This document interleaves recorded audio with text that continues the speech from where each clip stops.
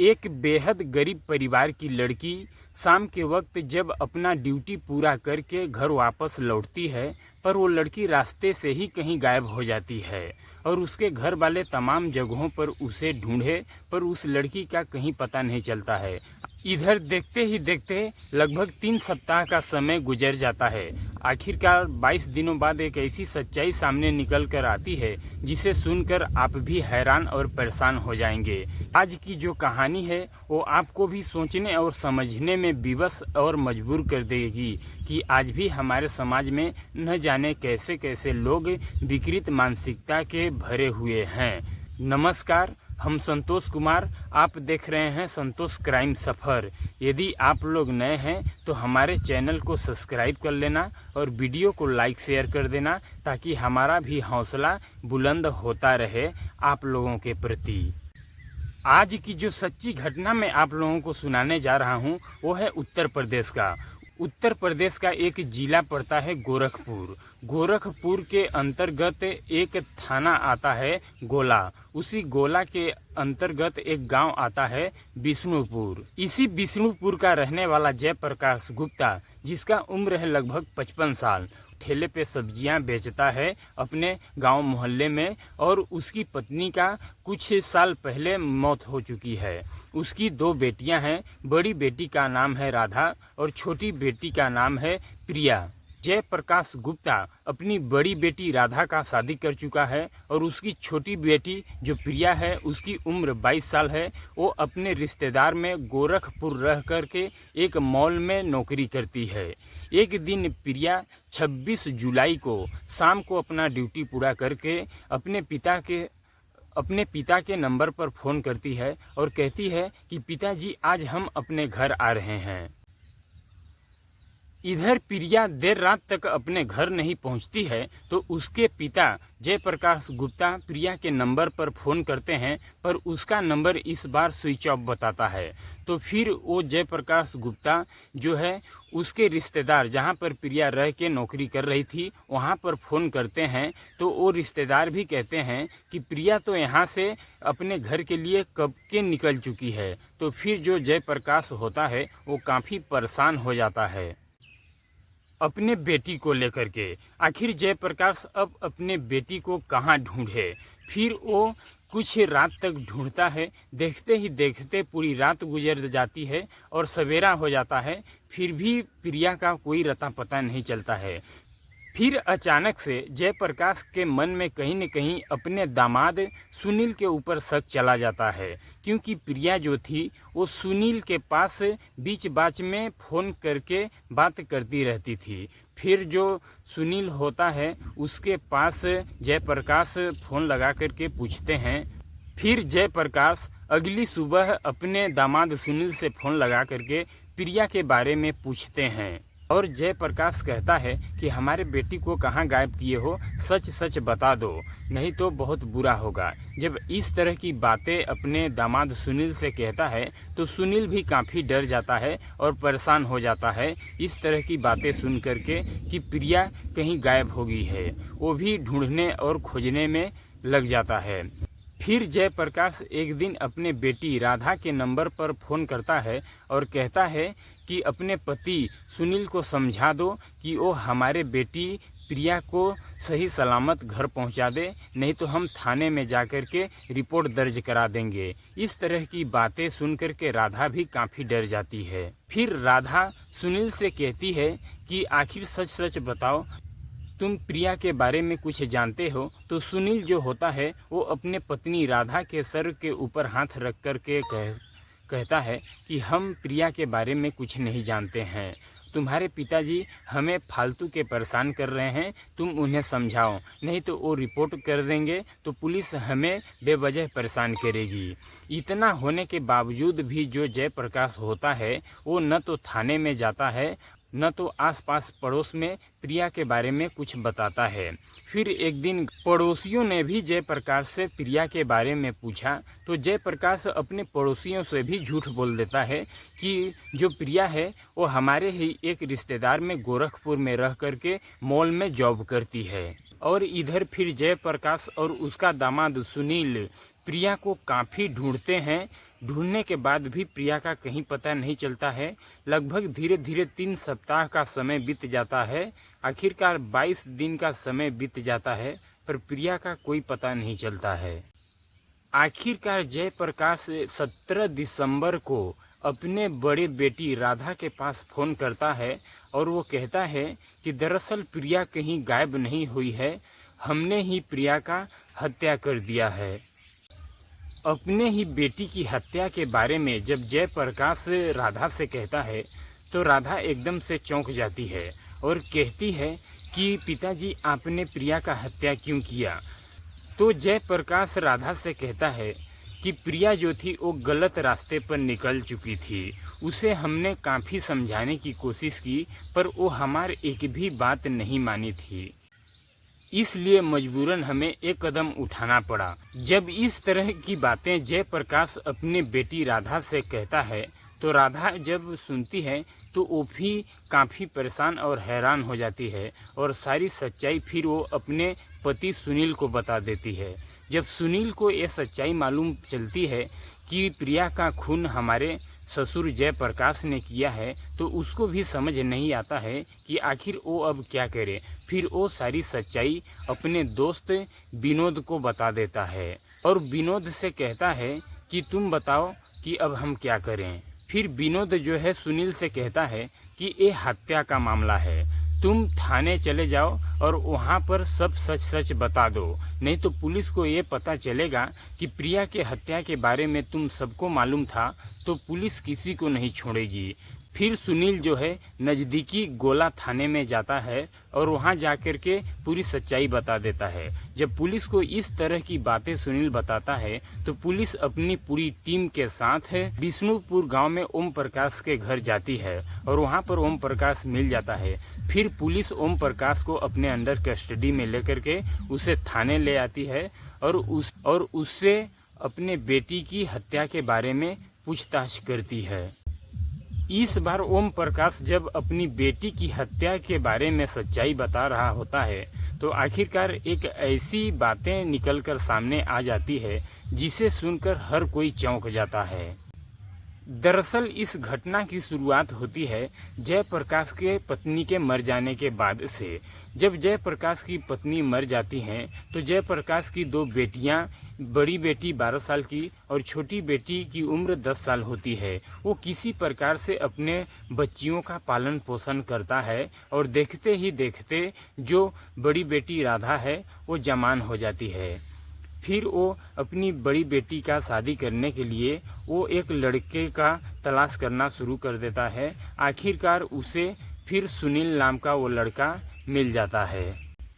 सुनील जो कि उसी के गांव के बगल का रहने वाला होता है। सुनील जयप्रकाश को पसंद आ जाता है और जयप्रकाश अपने बड़ी बेटी राधा का विवाह रीति रिवाज के साथ सुनील के साथ कर देता है। फिर राधा जो है अपने ससुराल चली जाती है। फिर घर में केवल जयप्रकाश और उसकी छोटी बेटी प्रिया बच जाती है। प्रिया जो कि अपने ही गांव में हाई स्कूल की पढ़ाई कर रही होती है, देखते ही देखते 2 साल में प्रिया 12वीं की पढ़ाई कंप्लीट कर लेती है और वो जवान भी हो जाती है। फिर एक दिन क्या होता है कि प्रिया के पिताजी यानी कि जयप्रकाश घर से बाहर किसी काम के लिए गया होता है और प्रिया अपने ही घर के अंदर बाथरूम में नहा रही होती है। फिर क्या होता है कि जैसे ही वो नहा पाती है, वो बाथरूम से बाहर निकलती है, उसके पूरे कपड़े भीगे हुए होते हैं और फिर उसी वक्त जो जयप्रकाश है वो बाहर से घर में एंट्री कर जाता है और अपने बेटी को देखता है तो उसके कपड़े भीगे होते हैं तो उसका पूरा शरीर दिख रहा होता है।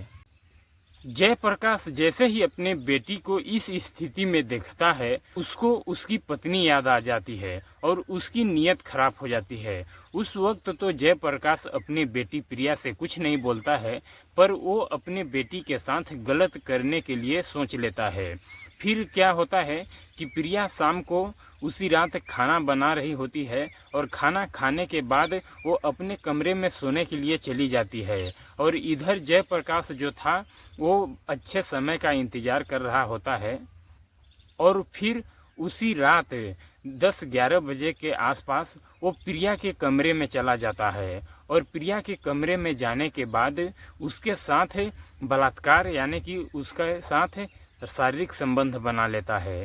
प्रिया चीखने चिल्लाने की कोशिश तो करती है पर वो उसका मुंह दबा देता है, जिससे वो शोर शराबा नहीं कर पाती है और वो अपनी बेटी प्रिया के साथ अपना हवस पूरी कर लेता है और फिर साथ ही साथ प्रिया को धमकी देता है, यदि तुमने इस चीज़ के बारे में किसी से कहा तो हम तुम्हें जान से मार देंगे। और प्रिया जो है डर जाती है और किसी से नहीं बताती है अपने इज्जत के बारे में।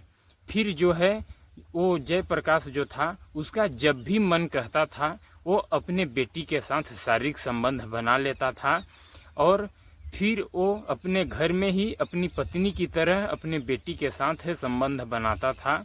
दिन हो चाहे रात, जब भी मौका पाता था वो इस तरह का दुष्कर्म कर लेता था। और उधर जो प्रिया थी वो अपने जीजा और अपने बहन से बात तो कर रही होती है पर इस चीज़ को नहीं बता पाती थी कि हमारे पिताजी हमारे साथ इस तरह का गलत काम करते हैं। लेकिन जब प्रिया अपने पिता से थक जाती है तो आखिरकार वो एक फैसला लेती है और वो फैसला लेती है कि वो अपना घर छोड़ देती है और गोरखपुर में जाके अपने एक रिश्तेदार के घर में वहीं पर रह कर के वो एक मॉल में नौकरी करती है। और फिर बेटी तो बेटी है, 1-2 महीने जैसे ही बीतता है तो उसको अपने पिता की याद सताने लगती है। वो अपने पिता से मिलने के लिए यानी कि पिता को देखने के लिए कि हमारे न रहते हुए हमारे पिता घर में किस तरह से रह रहे हैं, वो बीच बाच में वहाँ से अपने घर आती है पिता को देखने के लिए। और जब भी प्रिया अपने घर आती है इस चीज़ का उसका पिता भरपूर फ़ायदा उठाते थे। वो जब भी आती है उसके साथ फिर वो उसी कार्य को दोहराते हैं, फिर उसके साथ शारीरिक संबंध और रिलेशन बनाते हैं। और इसी तरह से समय धीरे धीरे बीतता गया और प्रिया फिर चली जाती अपने ड्यूटी पर और फिर 1-2 महीने में आती तो फिर पिता उसी कार्य को करते हैं और प्रिया चाहकर भी किसी को नहीं बता सकती थी इस चीज़ को। हर रोज़ की तरह 26 जुलाई को भी प्रिया का जब काम ख़त्म हो जाता है तो वो अपने पिता से मिलने के लिए वो सबसे पहले अपने पिता के नंबर पर फ़ोन करती है और कहती है कि पिताजी आज हम घर आ रहे हैं। तो उसका पिता उस समय मार्केट में सब्जियां बेच रहा होता है और वो जब सुनता है कि आज बेटी घर पे आ रही है तो वो उस दिन बाज़ार से जल्दी ही अपने घर चला जाता है और वहाँ पर अपने बेटी का इंतज़ार करता है। और फिर जो है 8-9 बजे उसकी बेटी आ जाती है और आने के बाद खाना वाना घर में बनाती है। खाना खाने के बाद दोनों एक साथ बाप और बेटी खाना खाते हैं और खाना खाने के बाद प्रिया अपने रूम में सोने के लिए चली जाती है तो फिर जो है जयप्रकाश अपने बेटी के कमरे में चला जाता है और उसके साथ फिर वही जोर ज़बरदस्ती करना शुरू कर देता है।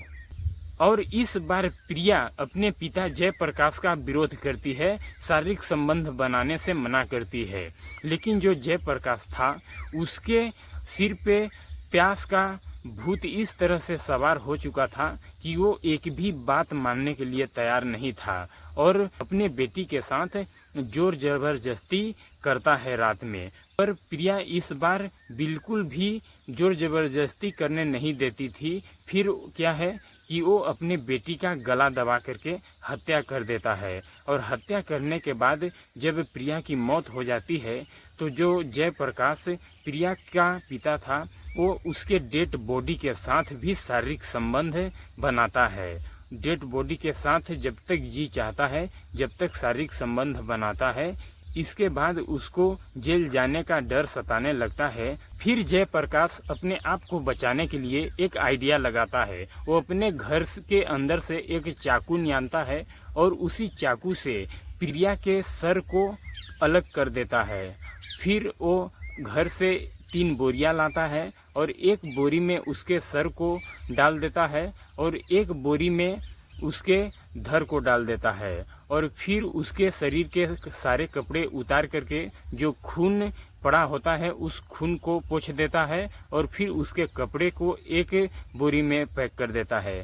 फिर वो रात के करीब 1-1:30 बजे अपने ही ठेले पर उन तीनों बोरियों को लाद करके रात्रि में निकल जाता है फेंकने के लिए।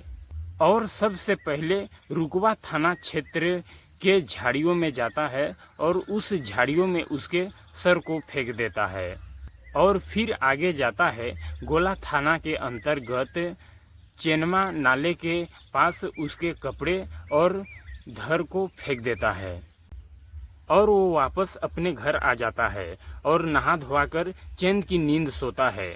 सुबह जब उठता है तो वो अपने दामाद सुनील को ही फंसाने का कोशिश करता है और अपने आप में इधर प्रिया को ढूंढने का नाटक भी करता है और फिर सुनील के नंबर पर फ़ोन करता है और कहता है कि हमारी बेटी प्रिया गायब हो चुकी है, तुमने ही गायब कराया है, उसे सही सलामत हमारे घर वापस पहुंचा दो, नहीं तो हम थाने में जा कर के तुम्हारे खिलाफ कंप्लेन दर्ज कराएंगे। आखिरकार जयप्रकाश जब इस तरह की बातें पुलिस को बताती है तो पुलिस जयप्रकाश को लेकर के चेनमा नाले के पास जाती है और वहां पर उसके डेड बॉडी को ढूंढना शुरू करती है। तो वहां पर उसके धर को तो पा जाती है, पर लगभग 3 सप्ताह का समय यानी कि 22 दिनों का समय बीता हुआ होता है। उसका जो धर था वो पूरी तरह से सड़ गया होता है और फिर से पुलिस जयप्रकाश को ले जा कर के रुकवा थाने में भी जाती है और वहाँ पर भी झाड़ियों में उसके सर को ढूंढती है, पर बावजूद प्रीति का सर कहीं पर बरामद नहीं होता है। फिर दूसरे दिन पुलिस जयप्रकाश को जिला अदालत में पेश करती है और उसे वहीं से जेल भेज दिया जाता है। तो दोस्तों, इस कहानी को सुनाने का उद्देश्य मेरा किसी को ठेस पहुंचाना, परेशान करना नहीं है, बल्कि आप लोगों को जागरूक करना है कि देश दुनिया में इस तरह की घटनाएं घट रही हैं, आप लोग सावधान रहें। और जाते जाते यदि आप लोग नए हैं तो हमारे चैनल को सब्सक्राइब जरूर कर लेना और वीडियो को लाइक शेयर कर देना। और कहानी कैसी लगी इसे कमेंट बॉक्स में ज़रूर बताना। दोस्तों, आज के लिए इतना ही। अगले दिन मिलते हैं एक और वीडियो के साथ। तब तक के लिए जय हिंद, जय भारत दोस्तों।